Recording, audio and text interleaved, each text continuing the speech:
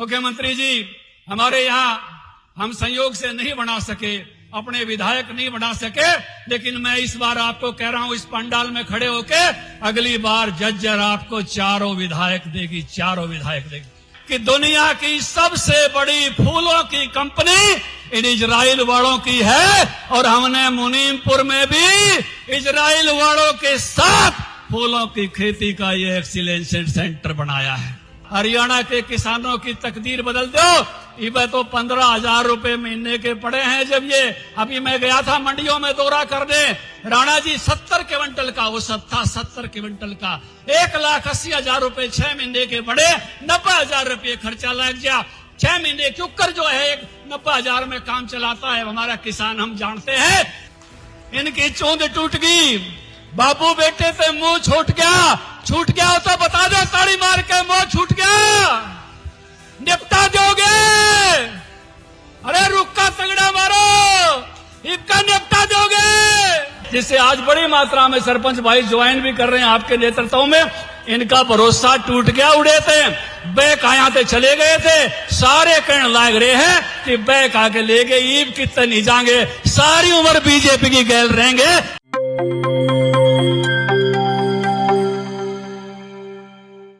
बादली विधानसभा क्षेत्र से मिली हार की टीस ओम प्रकाश धनखड़ के अधरों पर जब तब आ ही जाती है। धनखड़ का राजनीति में जितना बड़ा कद है उतना ही उनका पार्टी के अंदर सम्मान भी है, लेकिन हालात और समीकरण ऐसे बने कि उन्हें बादली से दो बार तगड़ा झटका लगा। लेकिन तमाम विपरीत परिस्थितियों के बावजूद ओम प्रकाश धनखड़ बादली की सेवा में जुटे हुए हैं। उन्हें उम्मीद है कि एक दिन बादली से ही बाहर आएगी, लेकिन वे जानते हैं कि जब तक भूपेंद्र सिंह हुड्डा और दीपेंद्र सिंह हुड्डा की पकड़ इस विधानसभा क्षेत्र पर है तब तक उनकी बात बनने वाली नहीं है। इसलिए कल 17 जून की नायब सैनी की रैली में, नायब सैनी के कार्यक्रम में ओम प्रकाश धनखड़ के निशाने पर भूपेंद्र सिंह हुड्डा और दीपेंद्र सिंह हुड्डा ही रहे। उन्होंने सीधे सीधे कहा कि रुक्का मार के कह दो, तगड़ा रुक्का मार के कह दो कि इब के बापू बेटा ने निपटा देंगे, यानी सीधे सीधे भूपेंद्र सिंह हुड्डा और दीपेंद्र सिंह हुड्डा को ठिकाने लगा देंगे, ऐसा उन्होंने कहा ओम प्रकाश धनखड़ ने। समय इसका जवाब देगा, लेकिन धनखड़ ने नायब सिंह सैनी के सामने हुंकार भरी और सीधा सीधा भूपेंद्र सिंह हुड्डा और दीपेंद्र सिंह हुड्डा पर तगड़ा वार किया। आप सुनिए किस अंदाज में ओम प्रकाश धनखड़ ने नायब सिंह सैनी के सामने अपनी बात कही। मुनीमपुर में जो एक्सीलेंस सेंटर बनाया है फूलों की खेती के लिए, उसका खास तौर पर धनखड़ ने जिक्र किया। आप सुनिए धनखड़ का पूरा भाषण। नायब सिंह सैनी का भाषण आपको सुनना हो तो लाइव हमने कल दिखाया था 17 जून को। आप एनजेपी हरियाणा पर जाकर मुख्यमंत्री नायब सिंह सैनी का भाषण भी सुन सकते हैं, श्याम सिंह राणा का भाषण भी सुन सकते हैं और इस पूरे कार्यक्रम को आप विस्तार से सुन सकते हैं। लेकिन यहाँ हमने सिर्फ ओम प्रकाश धनखड़ की विशेष बातें आपको सुनवाई है। आइए ओम प्रकाश धनखड़ को सुनते हैं। हमारे निमंत्रण पर आज इस एक्सीलेंसी सेंटर का उद्घाटन करने के लिए हमारे बहुत ही लोकप्रिय मुख्यमंत्री नायब सिंह सैनी जी, जितने हरियाणा में लोकप्रिय हैं, अभी मैं पंजाब जाके आया, 5 दिन का दौरा था, पगड़ी बांध के जब मारा मुंडा निकल जाता है तो उतना ही लोकप्रिय जो है पंजाब में भी है। और एक जितनी मेहनत के साथ, जितनी मुस्कान के साथ रात को 12 बजे भी मिलने के लिए तैयार रहते हैं, यहां तक आते आते इसलिए लेट हो गए कि मैं तो हेलीपोर्ट पे खड़े थे कि मैं उसमें उत्कर्ष केंद्र में बढ़ गए और कम से कम 400 आदमी अड़ल लाइन में खड़े थे, फूल लिए।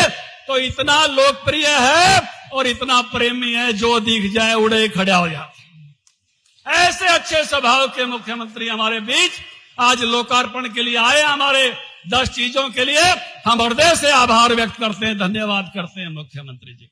हमारे बीच में हमारे कृषि मंत्री श्याम सिंह राणा जी, बहुत ही जितनी लंबाई है उतने ही मेहनती हैं, शानदार कृषि मंत्री हैं, पैदल पैदल चल के हल्का नाप देते हैं। ऐसे शानदार कृषि मंत्री हमेशा पगड़ी में हरियाणा की पहचान बन के रहते हैं। मैं राणा जी का भी यहाँ बादली पहुंचने पर स्वागत करता हूं, अभिनंदन करता हूं। हमारे बीच में इजराइल के राजदूत रुबेन आजार, मैं 2 बार इजराइल गया हूं आजार साहब, और वहां की खेती मैंने देखी है।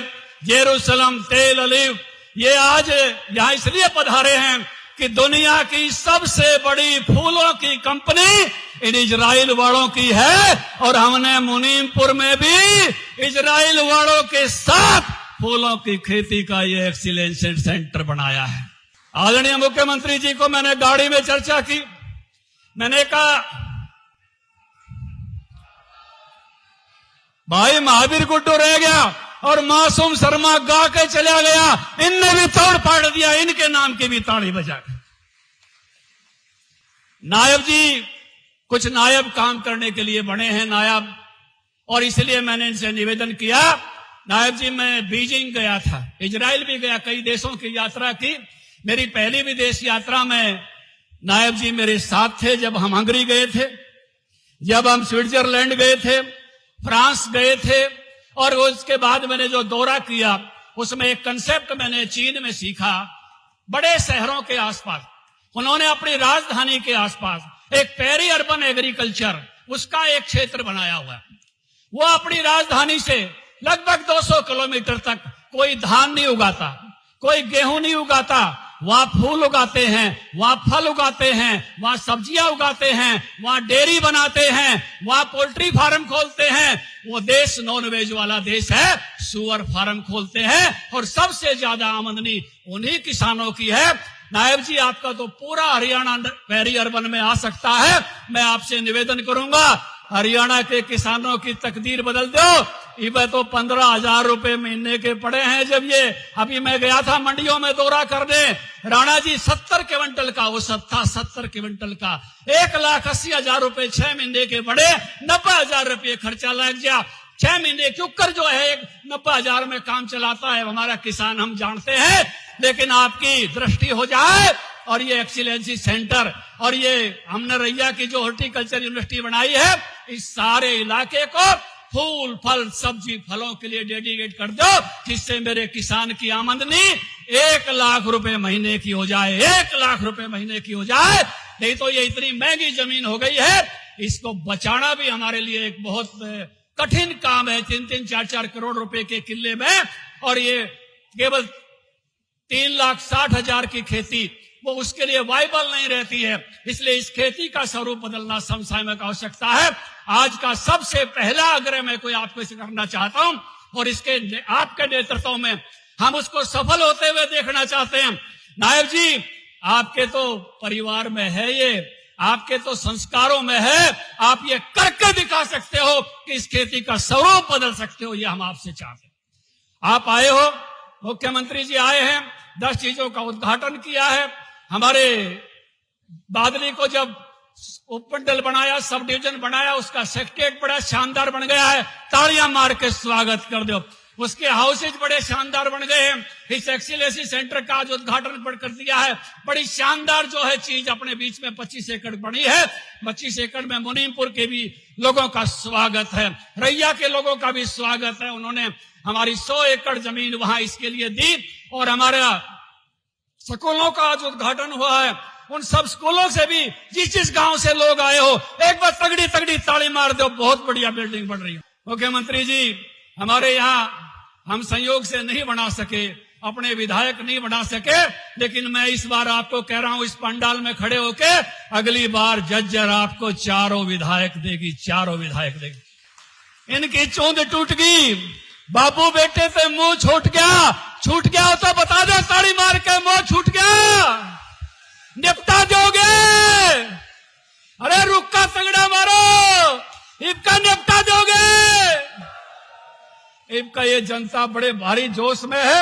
ये सारा का सारा जिला आपके नेतृत्व में आपके साथ खड़ा होगा, और इस बदल के लिए यहाँ अपोजिशन होने के कारण से, कांग्रेस होने के कारण से, विकास के लिए भी हम आपसे चाहेंगे सीधे आपके माध्यम से हमको कुछ चीजें मिल जाएं, और उसमें से कुछ चीजें तो ऐसी हैं जो प्रोसेस में ही हैं।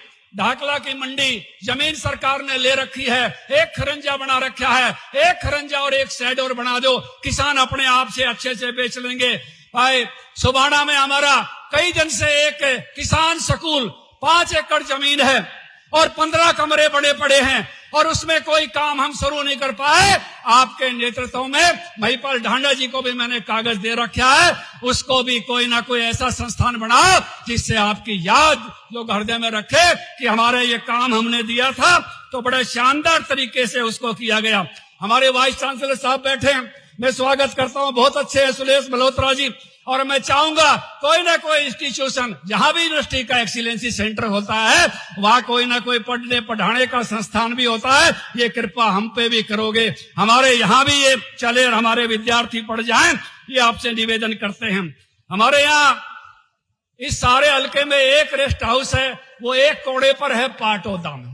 हम चाहते हैं मुख्यमंत्री जी, बाद में हमारा सब डिवीजन बढ़ गया, आपको बैठाने के लिए हमको एक जगह हो जाए, एक रेस्ट हाउस। हमारे एमपी महाजरा गांव ने जगह दे दी है, वहां एक रेस्ट हाउस सोना सा बन जाए। आपने बड़े सोने सोने रेस्ट हाउस बनाए, लोग देख के खुश हो जाते हैं। तो एक रेस्ट हाउस जो है वहां बन जाए, और एक बड़ा पुराना रेस्ट हाउस काशनी में था, उसका भी पुनर्निर्माण हो जाए, हम आपके आभारी होंगे। माननीय मुख्यमंत्री जी, भिंडावास में और एक हमारा स्टेडियम, बहुत अच्छे भिंडावास के लोग हमारे मेहनत करते हैं, खुद ही बहुत प्यारा स्टेडियम बना रखा है, थोड़ी सी मदद और हो जाए तो वो आदर्श स्टेडियम में आ जाएगा। सिलाना में आपने एक स्टेडियम जिले लेवल का बहुत अच्छा बनाया है, लेकिन अपने घोषणा पत्र में जब आपके नेतृत्व में हम सरकार बना रहे थे तब हमने कहा था झज्जर जिले में हम नेशनल लेवल का स्टेडियम बनाएंगे। आपने घोषणा पत्र की सारी मांगों को पूरा किया है। सिलाने वाले सिलेंडर इसको भी जो है हमारे स्टेडियम को नेशनल लेवल का बना दोगे, बड़ा बनाया है, कुछ चीजें आपको जोड़नी होंगी तो आपकी घोषणा पत्र की एक मांग हमारी पूरी होगी, ये हम आपसे निवेदन करना चाहते हैं। कुछ हमारी सड़कें हैं पीडब्ल्यूडी की, मार्केटिंग बोर्ड की, उनके पुनर्निर्माण में जो है आपकी मदद हो जाए, ये हमारा निवेदन है। और उसके साथ साथ हमारी कुछ सिंचाई विभाग की मांगे, कुछ ड्रेन हमारी हैं जो पक्की करने की जरूरत है, उसका भी निवेदन हो, चाहे बुपनिया साइड पे है चाहे हमारे साइड पर डेरे नंबर 8 है, चलता हुआ काम है, पूरा कर दिया जाए, ये उसका निवेदन है। इसके साथ साथ हमारा कुलाना कॉलेज है, माननीय मुख्यमंत्री जी बड़े दर्द के साथ कह रहा हूं, 2018 में वो बिल्डिंग बननी शुरू हुई थी, आज हम उसका उद्घाटन नहीं करा सके, कुछ कमियां उसमें रह गई हैं। आप तुरंत उसका जो है संज्ञान लें और वो पूरा हो, और हम बच्चियों को एक मंदिर में पढ़ाते हैं, उन बच्चियों को उस महाविद्यालय में शिफ्ट कर सकें। आपका आशीर्वाद हमको चाहिए, बेटियां अपने कॉलेज में पढ़ें। बादली नगरी का 3 तरफ से बाईपास बना हुआ है, एक छोटा सा टुकड़ा बना है, उसको पूरा किया जाए। और सुबाना गांव में भी एक बाईपास की जरूरत है, उसकी मदद, उसको जो है आगे बढ़ाया जाए। हमारे जो है कुछ बड़े गांव को आपने कह रखा है, महानगरों को, महाग्राम को सीवर की व्यवस्था, बादली हमारा महाग्राम है, पाटौदा हमारा महाग्राम है, ये बड़े बड़ी इकाइयां हैं, इनमें जो सीवर आप महाग्राम में दे रहे हो यहां भी दे दिया जाए। हमारे बुपनिया की पीएससी पाइपलाइन में है, और आज जहां जिस धरती पर आपका हेलीकॉप्टर उतरिया है, आपके चरण पड़े हैं, कलोई भी एक पीएससी चाहती है, इस इलाके का व्यवहारिक ये बनता है। आपने वीडियो ब्लॉक माछरोली बना दिया था, उसकी भी बिल्डिंग जो है वो पूरी हो जाए, मंजूर हुई है, कोई नया काम नहीं है। और माननीय मुख्यमंत्री जी, हमारे 2 परचेज सेंटर चलते हैं, एक बादली में चलता है, एक पाटौदा में चलता है, दोनों ने गांवों ने जमीन दे रखी है, इस परचेज सेंटर को पक्का कर दिया जाए, ये मेरा निवेदन है। और कुछ नहीं कहते हुए मैं बहुत थोड़े में ही अपनी बात को पूरी कर रहा हूं। हमारे सरपंच भी बड़े तेसायब हैं, इनको वो मौका नहीं मिला मेरे लिए आपकी पहली पारी आड़ा जब जीसा ले गए थे, ये वाले सरपंच बड़े बेचारे तो गांव के विकास की मांगों के लिए भी कुछ धनराशि दे के जाएंगे, जिससे आज बड़ी मात्रा में सरपंच भाई ज्वाइन भी कर रहे हैं आपके नेतृत्व में। इनका भरोसा टूट गया, उड़े थे बैक आया थे, चले गए थे, सारे कहने लाग रहे हैं कि बैक आके ले गए, ईब कितने नहीं जाएंगे, सारी उम्र बीजेपी की गैल रहेंगे, आज आपसे पटका पहरेंगे। इन्हीं शब्दों के साथ मैं फिर से आपका स्वागत, अभिवादन, अभिनंदन करते हुए अपनी वाणी को विराम देता हूं।